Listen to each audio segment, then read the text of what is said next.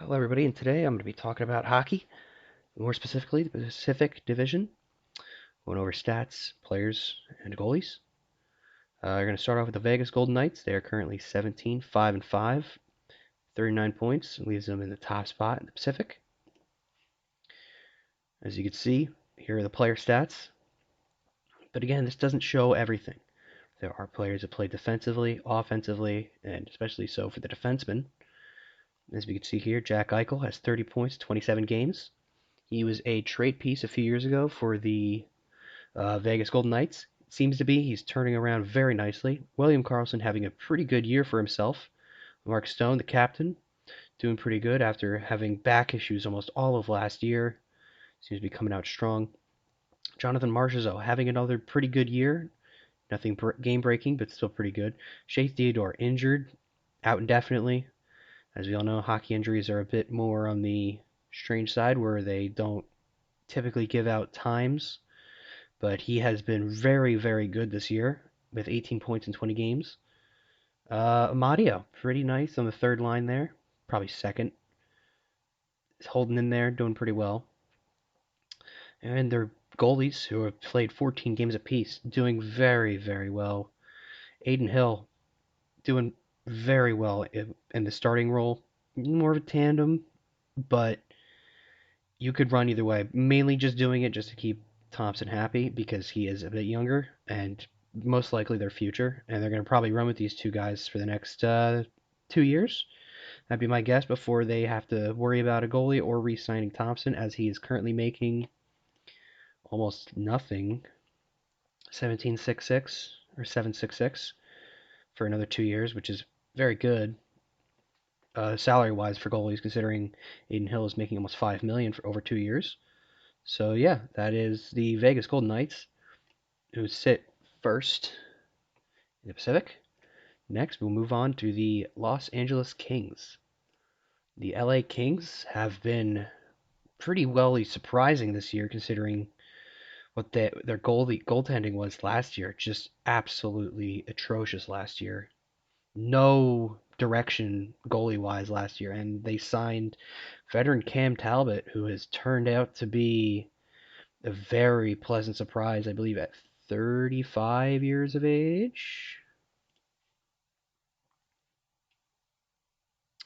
36 years of age. I gave him one. Uh, but yeah, he is doing very well. 10, 2, and 2 with two shutouts, a 187 save percent goals against with a 935 save percentage, and oh, that's yeah. So he's got a 184 goals against with a 933 save percentage. 12, 4, and 1 with two shutouts. Just amazing. Anze Kopitar. Very, very hard to believe that this guy is 36 years old in his current standing with what he's doing. He is having a great, great year on with LA as captain. That's basically his thing. Be good, put up points. More importantly, be great defensively in faceoffs and two-way. Adrian Kempe having another really, really, really good year, coming out of nowhere basically a few years ago, and signing, I believe it was a 4 year by five, or it was a 5 by 5. It was a 4 by 5. But yeah, he was pretty surprising coming out. And a lot of these other guys are just chugging along. Kevin Fiala a little bit down there, but he's still a point per game. That whole first line is still very good. Quentin Byfield, I believe, is also playing the wing this year, who was a top pick by them a few years ago. He just hasn't really. They don't really have space for him. More like they're in the center because they have Danault, Kopitar, uh, Pierre-Luc Dubois, and he's not really a fourth line center type guy. He's more of a second or third in this part of his career, probably more second. But the playing him alongside Kopitar and getting him pretty well used to it as a, I believe, 23-year-old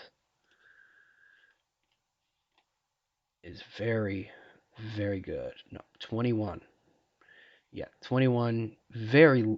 very late birthday in or early birthday, I'm sorry, in the hockey um, time frame because he is a year early. So that comes next year that he will be 22. But yeah, and now we will move on to the Vancouver Canucks, who have another team that is very surprising, 17-9-1 for third in the Pacific.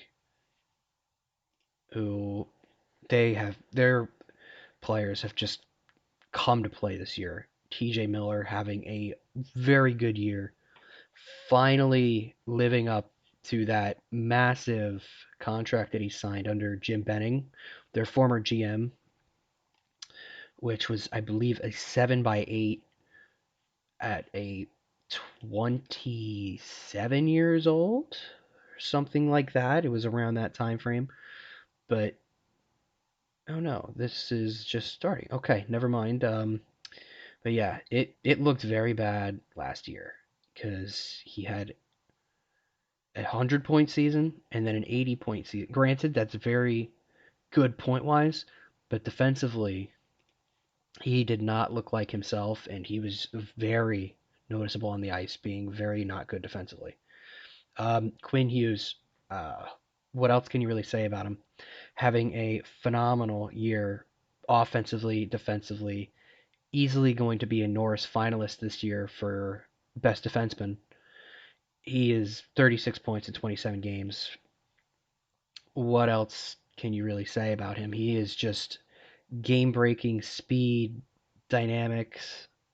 He's on pace for almost 110 points, which is mind blowing.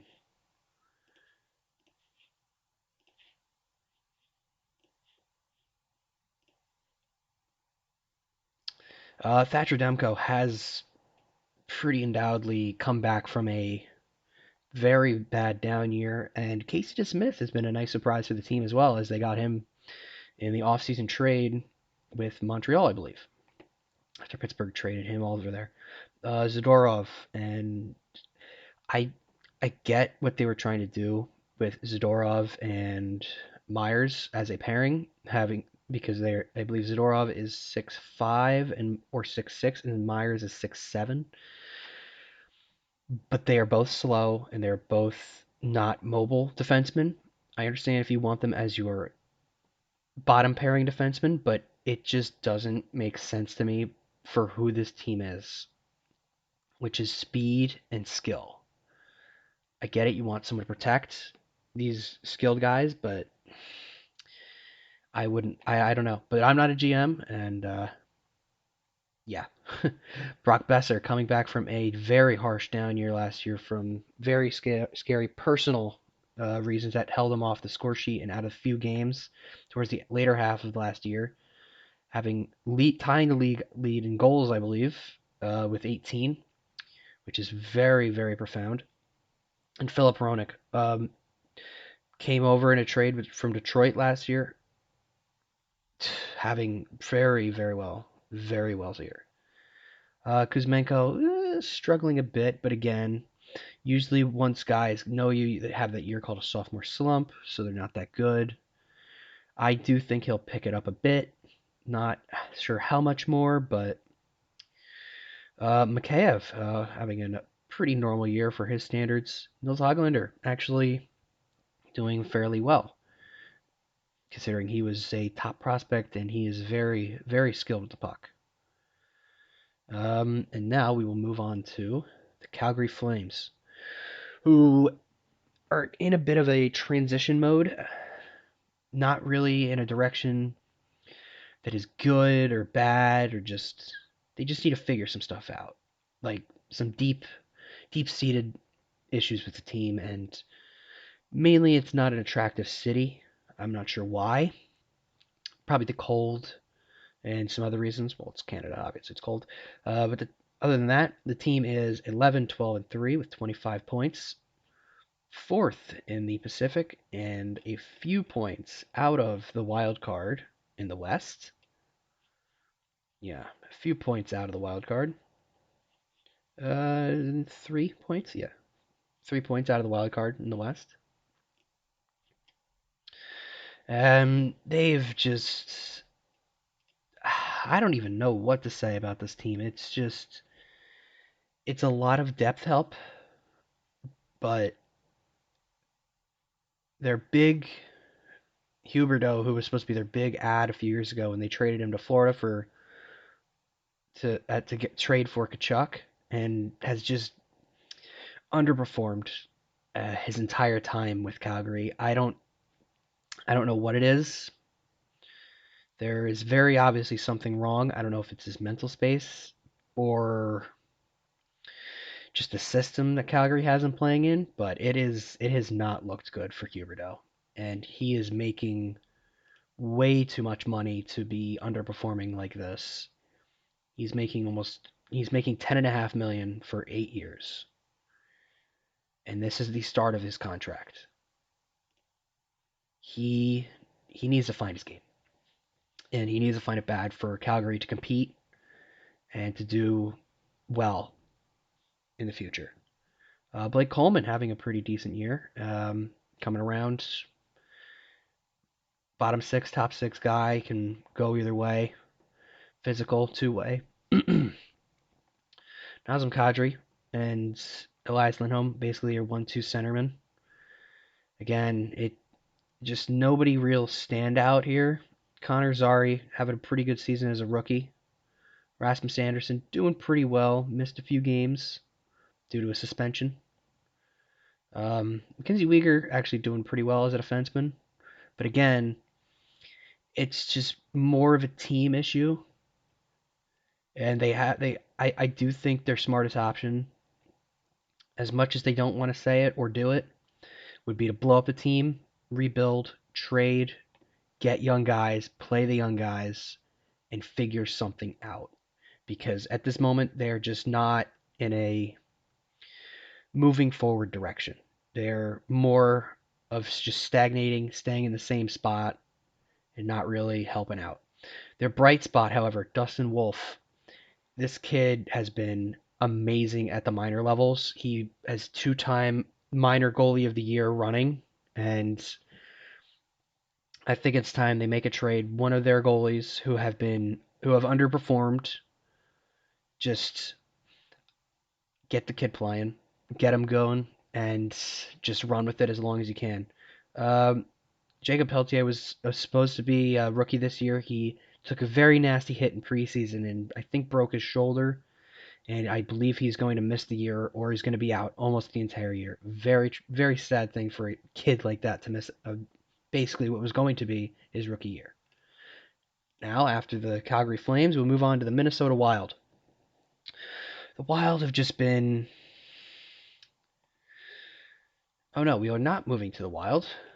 That is a Central Division team. Move on to the Seattle Kraken. The Kraken have underperformed from last year when they made the playoffs and beat Colorado, mainly due to their goaltending just being very, very bad. They don't really have a goalie. Neither of them have proven what they can do at this level. Philip Grubauer is showing time and time again that the only thing that kept him good in Colorado was the system they ran, and was not worth that. I believe it was a 5-year, 6-year contract at almost $6 million. He has not been pretty. He has not been good. He has been since his very good season with Colorado, getting a 195 goals against and a 922 save percentage. He has just been in the 8.0s, 8 points, which not not good at all for a goal you're paying that much money to. Vince Dunn, however, has been a very good bright spot with his team. Bjorkstrand is also having a very good year. Jared McCann scoring goals, very good. Eli Tolvanen, what a waiver pickup for them from Nashville. Stellar. Matty Beniers, after having a believe it was a 50-point rookie year, had a very, very hard sophomore slump. Jordan Eberle, he's doing pretty well, but again, Ty Ratty, very surprising rookie, came into the playoffs, had a decent showing, doing pretty good on that fourth line ice time, it seems. They just need to get an elite talent. Basically the same with Calgary. They need that elite player that will help them out in every situation. Time is the game for Seattle. Next year, Matty Beniers should hopefully be ready, and a few of their other guys will be hopefully coming in, like Shane Wright, maybe Ryan Winterton. Maybe they'll get a goalie. Um, but again, hopefully it is time that helps them and is on their side for next year. Now we will be talking about the Edmonton Oilers. This team was, by many people, supposed to be the number one team in the Pacific this year and a Stanley Cup favorite. As we can all see, that is not the case. However, they have won their last 5 games. I will give them credit. But before that, they were 5-12-1. They are currently 10-12-1, 21 points. But they were terrible, just terrible to start this year. Connor McDavid did not look like himself his last few games, or the start of the season. And Draisaitl carried the team 1 year, and it didn't look good that he wasn't able to carry. Granted, he missed 2 games, but it was a time before that when he was injured. He did not look like himself. He was very clearly dealing with some kind of injury that was holding him back. And now those previous 5 games, he is himself again with 32 points in 21 games. Connor McDavid, probably going to get over 100 points this year. Evan Bouchard showing very, very nicely as a defenseman in place of Tyson Barrie, who they traded to Nashville last year. Vander Kane doing pretty good. A lot of pims though. Zach Hyman, what a signing. Has not looked out of place in Edmonton at all. Matthias Ekholm is also a nice pickup, who they got for Tyson Barrie last year. Very good two-way. Plays, I believe, with Bouchard is gonna be pretty good. Darnell Nurse, who signed him to a contract after a small year or a career year. 925, 8 by 925.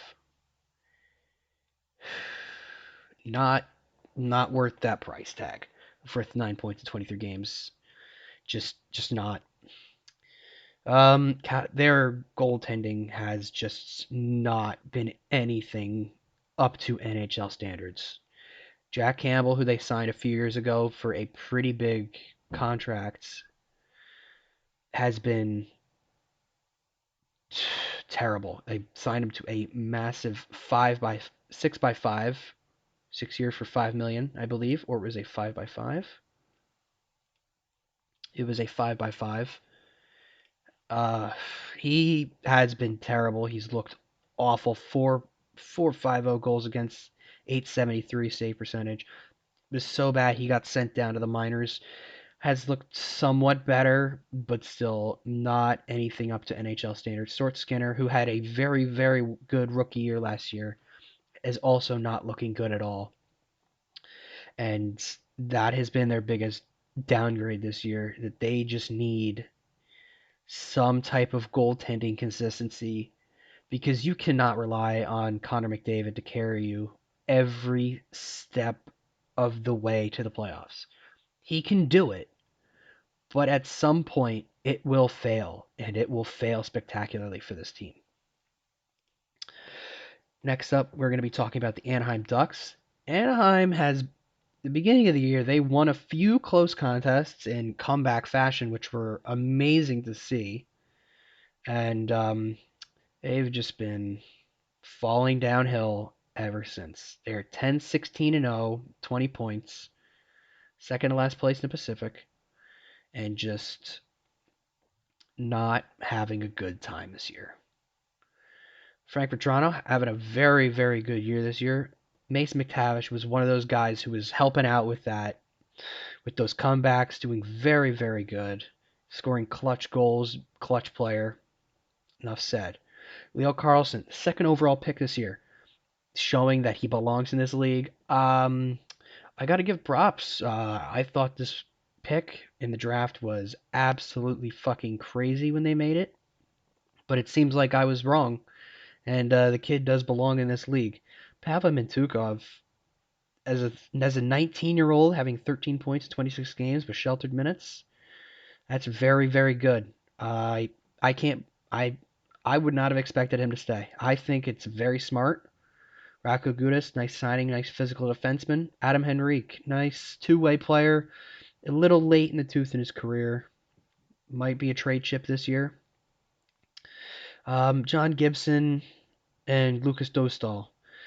Dostal is very clearly the future in net for the Anaheim Ducks. Gibson has been here for a while. Um, Neither of them are doing that good. It's it's mediocre goaltending at best, terrible at worst. Trevor Zegras also having a very, very, after signing a 2-year contract extension, having a very weak year. Yeah, granted he was injured for a while, and it is not looking good for him if he wants to make money on his next contract after next year. Tristan Leno, another surprise. Now will be the time when they decide, are they going to send him down and save a year, or are they going to play him here in the bigs? He's got a few more games. If it were up to me, he only has 3 points in 7 games. You can keep him, or you can move on from him. You can't let him sit too long, but they have a lot of defensemen on the roster. They have Drysdale, Lyubushkin, Lacombe, Vakinen, Gudis, Fowler, and Mintukov. They have too many. I think it would be safe to send him down for another year. Let him get better. But they just need to find some consistency in their game. Get older. They have a ton of depth in the system, but they just need to get better, and that will take some time. And lastly, we will start the San Jose Sharks, who have been, for a time, they were the unequivocally worst team this league has seen in, probably 50 years. They were terrible to start the year. They had no showing being anywhere near this league. They they are currently 8-17-2 with 18 points. This is a very big transition year for them as they are trying to get younger and move forward. Granted, they are not rebuilding as as in my personal opinion they should be. They are retooling. But again, I'm not a GM, so what do I know? They are trying to move forward with the current core they have. Their captain, Logan Couture, is out. I guess it's not a disclosed injury, but they have been holding in very well. They're doing pretty good. Thomas Hertl, 23 and 26, your first line center. Granlund, pretty good. And rookie William Eklund is showing he does belong this year. It was very scary last year and a few years ago when he just couldn't catch a break at this level and he just had to be sent down. It looks like it was a very smart move to send him down. Got that year where he's able to experience a North American game, get better, come in this year, and he is proving that he does belong here. Zetterlund, who they got in the trade for Timo Meier from New Jersey, looking very well, looking very good in San Jose. Improving on what he did last year in New Jersey. Finally scored his first goal with San Jose as in the last half of last year he didn't score a goal with them. But he is doing very well on a very, very bad San Jose team. Philip Zadina, he tried to come here to save his career. Doesn't look like it's working. Hopefully he can come back to what he was supposed to be when Detroit drafted him, but it is not looking good for him at this point.